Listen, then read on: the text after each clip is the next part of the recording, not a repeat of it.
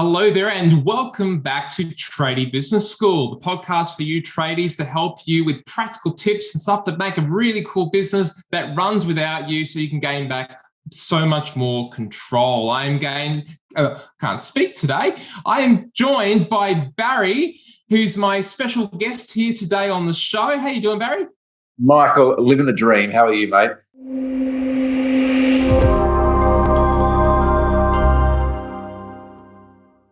Mate, I wish I was living your dream. You got the world behind you and looking forward. I love it.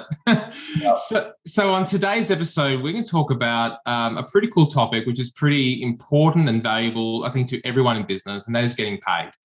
And a lot of tradies usually stay up late at night doing invoicing or maybe chasing late payments. Not everybody, but some of you might be. But we're going to talk about the topic of getting paid on time and in full, because I think we can all agree that chasing money is not fun. Having a whole bunch of money owed to you while you've got bills to pay is also not fun and adds to a lot of stress and pressure.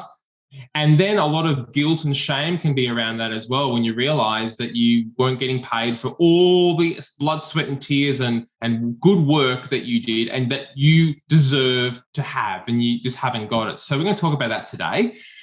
Barry, when you've been in business for quite a long time, and have you ever had any experience of people not paying you? Oh, mate, absolutely. From as simple as like a $5 invoice to, when I had my trades business, I had a builder go bankrupt for $250,000. Yeah. Or took me for $250,000. And so it's funny because I didn't know what I was really going to share on this episode, but now I've just got a whole bunch of stuff sort of come through based on that question. I think the very first thing that I want to share is that I think this is in particular in the trade industry is a lot of tradies actually don't ask. Yeah. Right. There's a lot of tradies that just don't send the invoices out when they should be, and the opportunity we have in trade businesses is to take deposits, is to take progress payments, but yet often it's one thing that many contractors and tradies avoid because it's bookwork, it's finances, it's money. Like I just want to be on the tools. But the very first tip that I'd say is like, you need to ask first and foremost. And you'd be comfortable asking. I remember when I was at university, renting, and asking my housemate for the rent money made me feel uncomfortable because I had issues around asking for money. And I know a lot of people feel uncomfortable sometimes asking for what they deserve and are required because they don't want to upset the other person. I know a tradie who was working on, I think, trucks. And he was doing all this work, but was never asking to be paid. And his wife was like, we've got $250,000 owing. And it's like, how did that get out of control? And it's like, well, as you say, just either wasn't asking for it. And usually it's a sign that through your whole life and through a lot of experience that you find those money conversations kind of awkward, and you don't like asking people for money. Yeah. And it could be as simple as like hiring a VA, like we have a VA company, Alchemy Outsourcing. We have a number of tradies that hire VAs. You can get them for, as cheap as I think it's like $1,000 a month for 20 hours a week. And we have them trained up to write invoices, to chase debtors and do all that sort of stuff. And it's like for $1,000 a month, the money they actually make tradies because they're taking care of managing that financial process is ridiculous. So I think first and foremost, it's important to have a basic process in place to understand when an invoice should be triggered. Is it a job being signed off? Is it when a job leaves your factory? Is it when the guys come back from installation? But have a very basic checklist in place or, part of your process on your project management software or whatnot that triggers a reminder to send the invoice first and foremost. And, another part I'd say for that, there's a few things that I just want to kind of split out, Michael, while they're in my head. The second thing is that, how many of you have ever been in a situation where you've been doing work for, let's say, a builder and you've done the work and you've already got the builder on 30-day terms? You invoice the builder's like, oh, I'll pay you when I get paid, right? Mm-hmm. The customer hasn't paid me. Realize right now that shouldn't matter a shit to you because the builder is your client. your client is not the builder's client. So therefore, if you've done the work, they need to pay you for the work, right? Or they need to pay a penalty fee, right? Or you need to find a new builder to work for, because them stringing you out because they can't manage their bill paying process or their account management process is not okay, right? So be clear of who you work for. Make sure you have really good payment terms in place, and just realize that the person that screams the loudest gets paid first, right? When I was a tradie, I always paid the suppliers that annoyed the shit out of me. They were the ones that would message me 2 days before my invoice was due to check that I was getting paid on time. They'd message me the day of. Then they'd call me every other day since it never got paid. They were always the ones that got paid first. And the ones that I never heard of, they were the ones that kept on getting pushed to the bottom of the pile until they called me up or until I had the spare cash. Squeaky wheel. Right. So be that person. Again, whether it's you that does it, whether it's your wife or husband that does it, whether it's a VA that does it, a virtual assistant or a team member, be the person that calls. Like if you've done the job, you deserve to be paid. Be very careful of who you extend payment terms to. Make sure you get the relationship.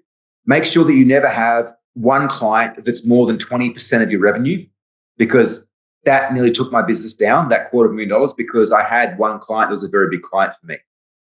And make sure that you run really tight collection on debtors. Don't allow debtors to get over a certain perspective. Like if you haven't got 10% of your total annual revenue sitting in the bank for a rainy day, you really need to be tight on collecting money, because that's a high risk you're paying. You could work your ass off for years, have a great business, all of a sudden one client takes you out, you lose everything. Yeah. And there's also a transition that I've learned when you're going from like a sole trader operation, or you're just like a one-man band, and you start building a team, you start building a company, and you're going from sole trader to a proprietary limited or an LLC, or the structure that you're running for your company. The way you do business needs to change. Absolutely has to change. And so your accounts receivable process needs to be ironclad. And your client onboarding process with terms of trade accepted. The thing is that in Australian law, if you get paid before you show the terms, they have not agreed to the terms. And the number of tradies who lose their house, right, because they haven't got good terms and conditions in place, because they go, oh, that doesn't matter. I don't want to worry about that. I just want to get out there and do the job. Like there's a lot of people, and you probably know someone has been impacted, particularly builders who take on a lot of the risk. I know a guy who did fencing. He was owed by I won't name the company, major client. You'd think that a big client would be fine paying you. Not the case. Owed $500,000. $500,000, and he had to fork out for all the supplies, all the equipment, prepare for the job, and then gone because they decided they don't want to complete it. So it's exceptionally important. If you want to get paid on time and in full, it's not just about, yes, it is important to be chasing the money, but it's also important to protect yourself legally. Yeah. And you are not the expert in doing that. And I highly recommend that you seek legal advice on that. You really need to make sure, because even if you copy someone else's terms, right, you don't know if they're legit. You don't know how they're protected. And if you're offering payment terms to any client, you are a bank. Mm. You are a bank, and you're basically, let's say you've quoted $100,000 for a job, and they say, oh, I'll give you 30 days to pay it off. You've now given them a $100,000 loan. If that client goes bankrupt or into liquidation, guess what happens? Yeah. Right. One thing that worked very well for my cabinet making business, I'm not sure if the law has changed or not, but we used to charge a 50% deposit on acceptance of job on terms and conditions. We would charge 40% payment plan. Basically, they could come and view their kitchen in the factory prior to delivery, and then 10% on completion. And what it meant is that even if the client decided to withhold the last 10%, we'd already made money on that job, right? And that was a way that we ran that with all of our B2C clients. Builders was a little bit more challenging. They didn't want to pay payment terms, but that protected us in a huge way. The other thing that works very well too is we often charged extra on the initial quote, and we told the customer they'd get a discount of 5% or 10% if it was paid on time. And if it was paid late, they pay the full amount, which again encouraged the client to pay on time. And the third thing we did is that we would actually get the client to sign off on a quality assurance form before my guys left.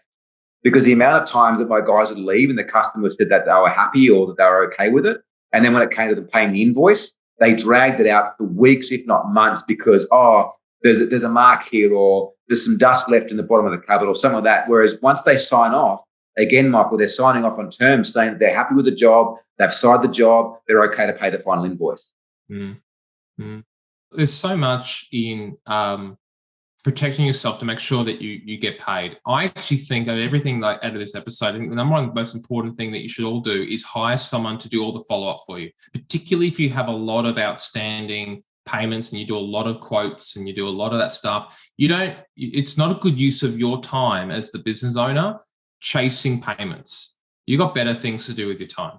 And at the same time, making sure that you've got an ironclad process which you review and you go, well, how much is outstanding at any point in time? And you look at that weekly. Every week, how much is owing as a percentage of our revenue. We need to bring that down. Often when you want to get quick cash, very quick thing to do in a coaching relationship when we're looking at your business is go, well, how much money is outstanding? How can we get as much of that in as possible and cash you up? Because often there's a lot of money owed that you've just written off.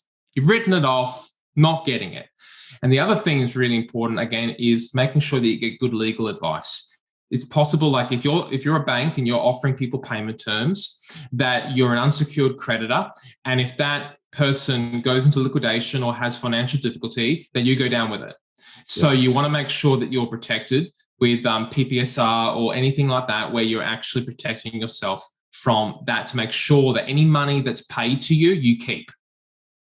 Right? You really want to protect yourself, but ultimately, getting paid on time in full is actually it's on you. It's on your mindset and your responsibility as the business owner to go, we deserve to be paid, and making sure that you don't accept or tolerate anything else.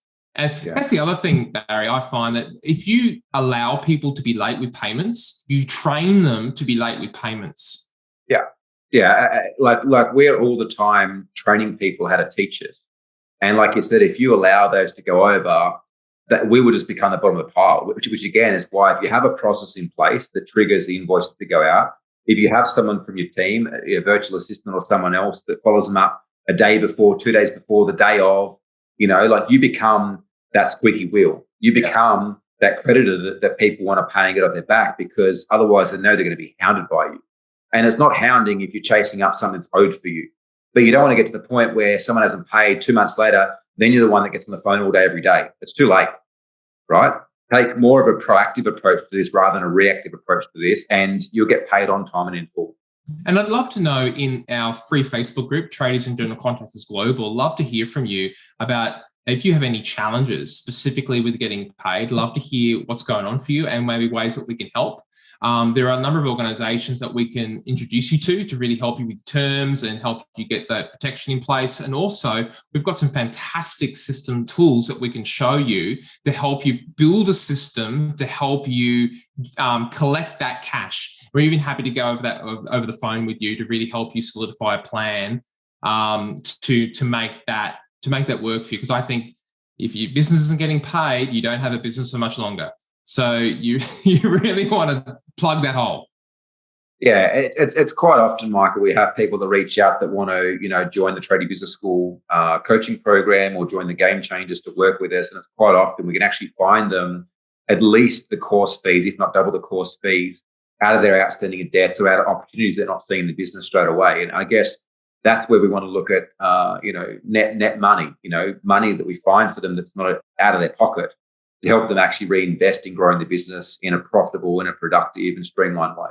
Absolutely. Barry, love this chat. And I hope for you guys, you've got a lot of value from this podcast episode. Share it with your friends, encourage you to subscribe if you haven't already, and look forward to seeing you in the Facebook group. Love to connect with you and find out what's going on. So until the next episode, Barry and all, we'll see you next episode.